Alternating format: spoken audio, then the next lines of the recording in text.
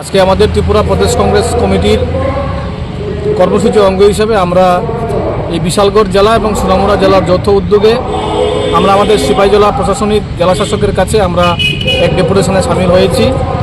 কারণ আপনারা জানেন, কিছুদিন আগে আমাদের কেন্দ্রীয় স্বরাষ্ট্রমন্ত্রী অমিত শাহ রাজ্যসভায় দাঁড়িয়ে আমাদের ভারতবর্ষের সংবিধান প্রণেতা ডক্টর বাবা সাহেব ভীমরাও আম্বেদকরের প্রতি কুরুচিপূর্ণ মন্তব্য রেখেছেন। এই মন্তব্যের বিরুদ্ধে আমরা ধিক্কার জানাই এবং ওনাকে আমরা অবিলম্বে আমাদের ভারতীয় জাতীয় কংগ্রেসের পক্ষ থেকে ওনার পদত্যাগ দাবি জানাচ্ছি।